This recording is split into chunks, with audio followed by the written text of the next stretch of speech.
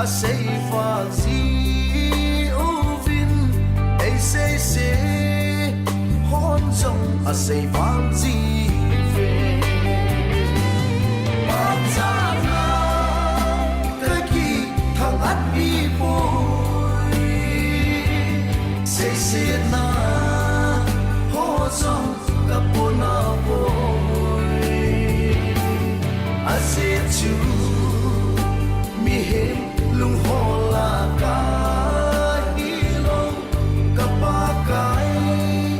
lung lam hola ka hiso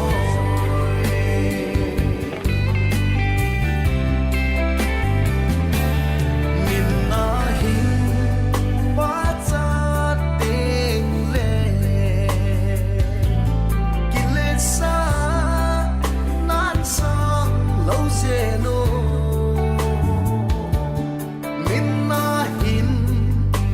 sit na hin dem thang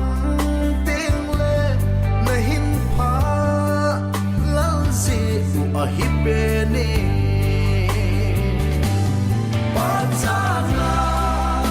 ka ki thang at bi pui sit na ho song ka po na pui a sit chu lung hola ka hilong kapakai lung lam hola ka hiso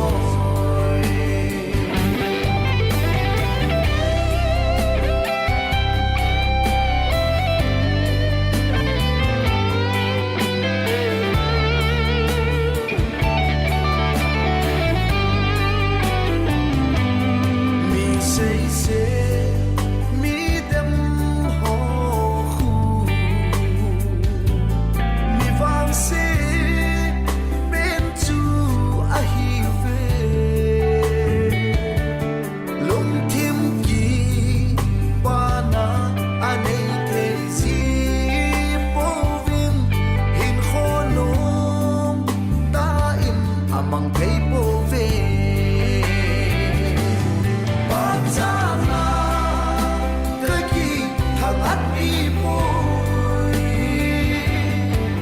sit na